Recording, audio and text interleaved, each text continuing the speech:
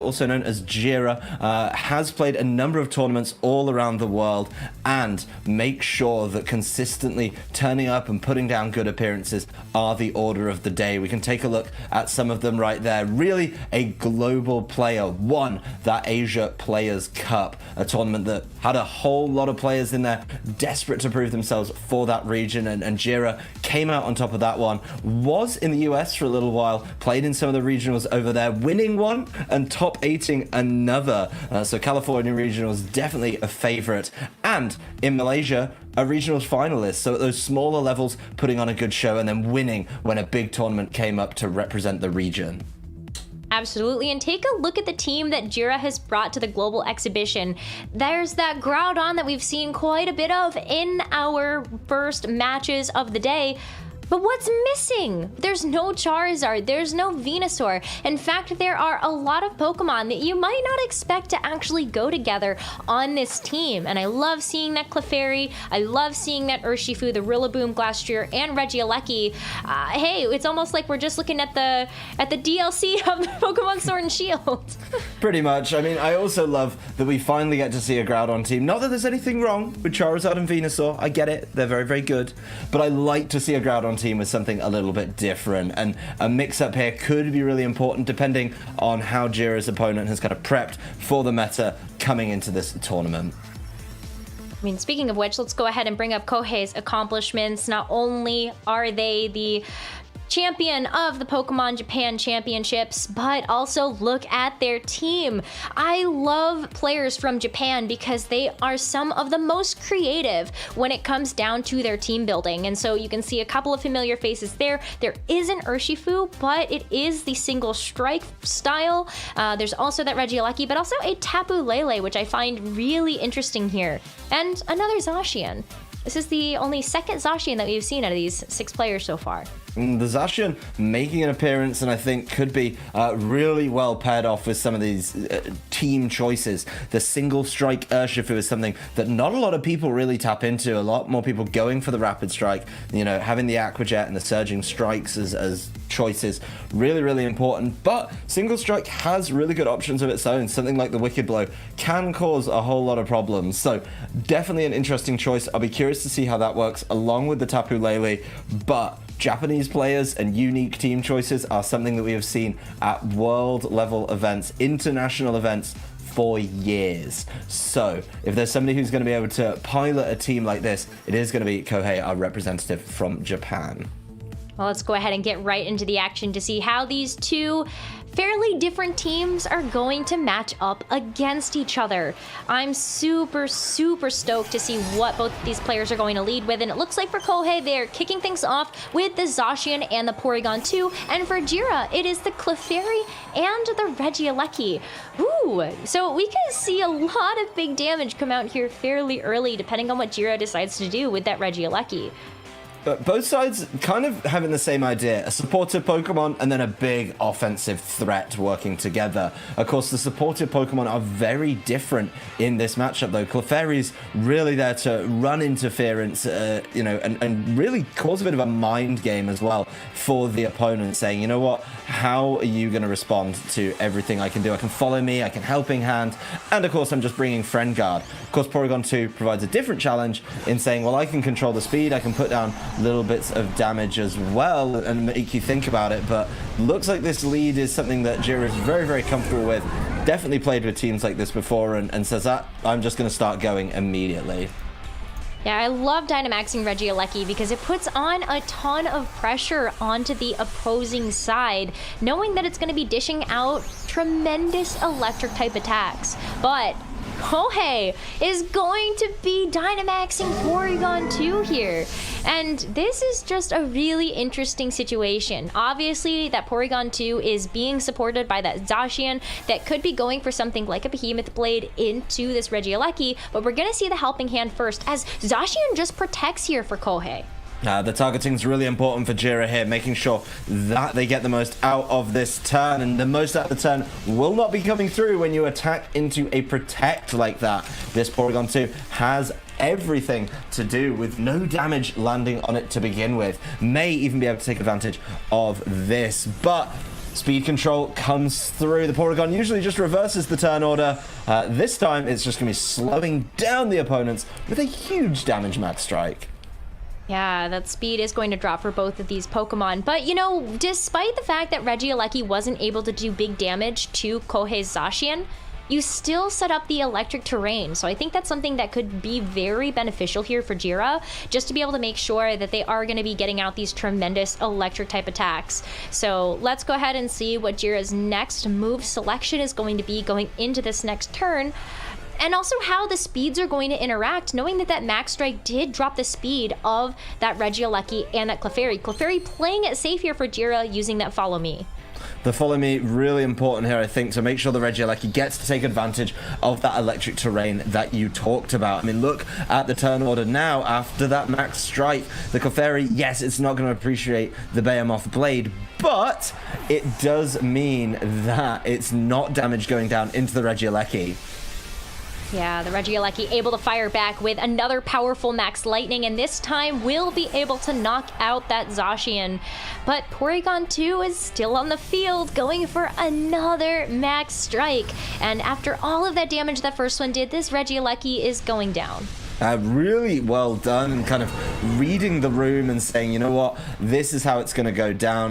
Throwing out the attacks from Kouhei's side of the field, really, really important there, just to keep the pressure up, and most importantly, leave him with an extra turn of Dynamax. That means this next turn, there's going to be a whole lot of damage able to go down from Kouhei's side of the field, because it's a Dynamax Porygon 2 against two Pokemon that aren't going to be able to Dynamax, because it's already been used by the Regieleki, so could be an impactful turn. I think this is the one to make the most of, and with no Dynamax, it means that this Incineroar should be able to just fake out one of the Pokemon of its choosing, after it's got the Intimidate down on the Groudon as well, which isn't going to be able to switch out, is going to be stuck there dealing with the effects of that Intimidate for the rest of the game. So yes, it did cost you your Zacian, but you're in a 3-2 Pokemon advantage, and you're landing Intimidate safely down. Your Incineroar's still able to switch out, and I think that could be really important as kind of wrapping up the game from Kouhei's side. Of course, if there's a Pokemon that can play late games, Glastrier is one of them, but it's got to get through at least this next turn.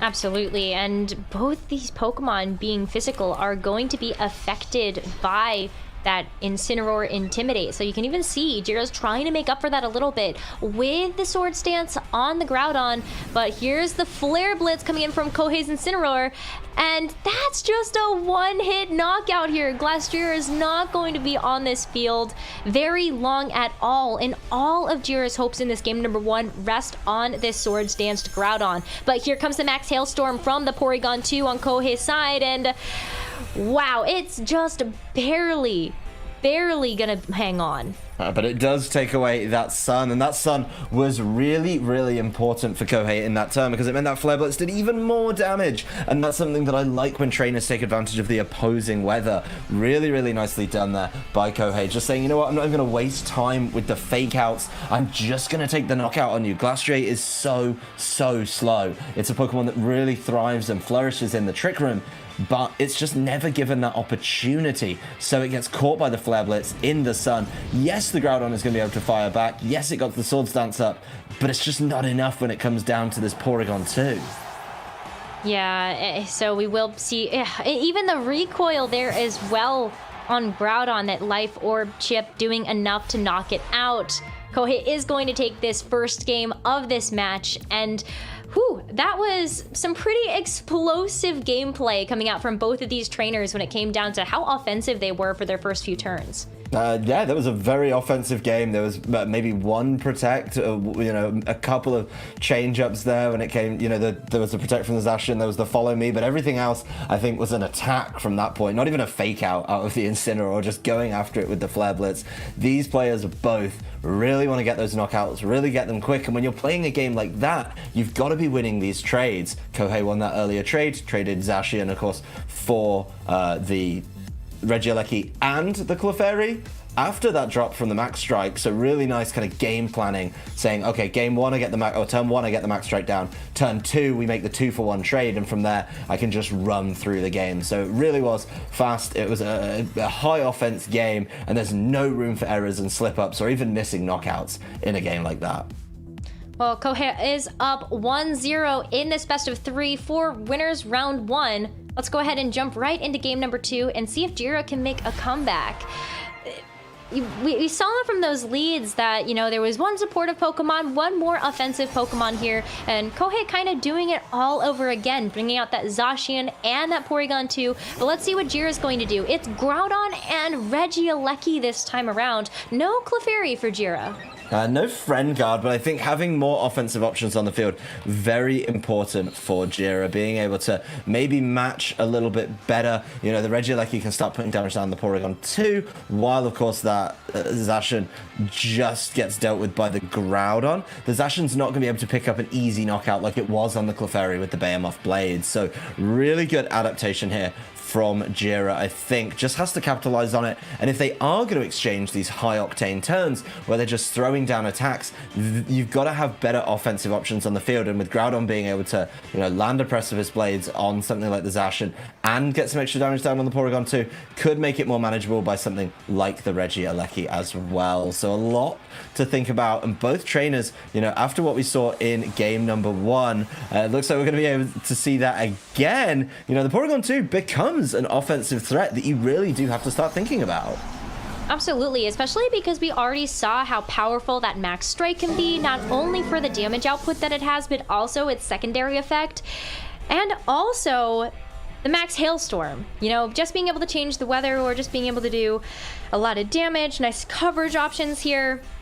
I think Kouhei made a very strong choice to be able to Dynamax that Porygon 2. But we did see a Volt Switch from Jira's Regieleki, and it means that Clefairy is going to be coming out here. So Friend Guard back on the table, Adam. Friend Guard right back in, using the speed of Regieleki to keep it safe and get it away, of course, from something so dangerous and so damaging. The Behemoth Blade immediately landing on that Clefairy.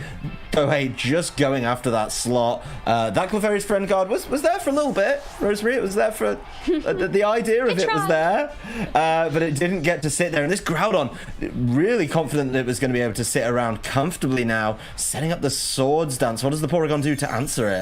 Oh, it's going to be the Max Hailstorm going right into that Groudon, and it's just a one-hit knockout this time. Oh man, Jira really confident that that Swords Dance was going to be enough to put him into the driver's seat with that extra offense.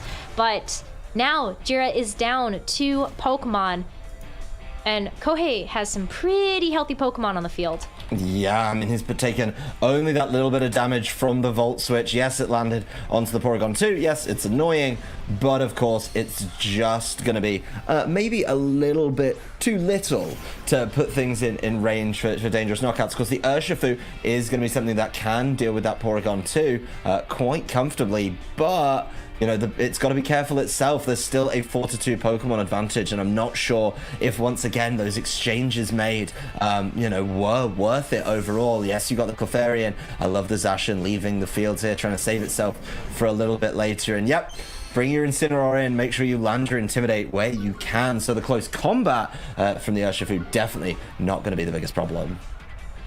Absolutely. You could see also Jira was hovering over what Max move to pick. Obviously, it's going to be Max Lightning, but this Regieleki is running Rising Voltage, which is, a newer trend that we saw towards the end of Series 8, so that Regieleki could have access to a much more powerful base power Max move. So yeah, you might not be able to take advantage of the boost that you get from sitting on the electric terrain using Rising Voltage, but that's going to be a lot of damage going into that Porygon 2, enough to be able to bring it to below half and still set up the electric terrain for future Max Lightnings. You're going to need some big Max Lightnings to wrap this one up. The follow-up close combat, though, just not enough from the Urshifu. I think people underestimate just what a nightmare it is to take out Porygon 2 and its Dynamax, because that health bar gets really deceptive, and in response to it, we can see some of the problems that it's going to be causing now. The Max Strike landing, very, very comfortable.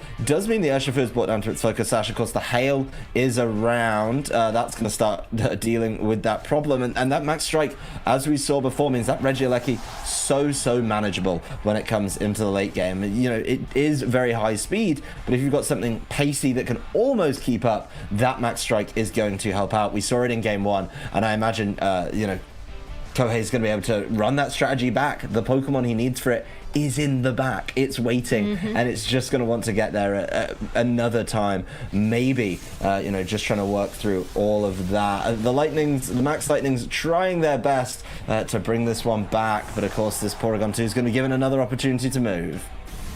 Yeah, here comes a Max Phantasm coming out from this Porygon 2, which is going to do about half to this Regieleki and drop its defense here. So whenever that Zacian decides to come back in, it's going to be taking out that Regieleki like no problem, unless this Porygon 2 finishes the job first. But here comes that Zacian with that +1 attack boost as well.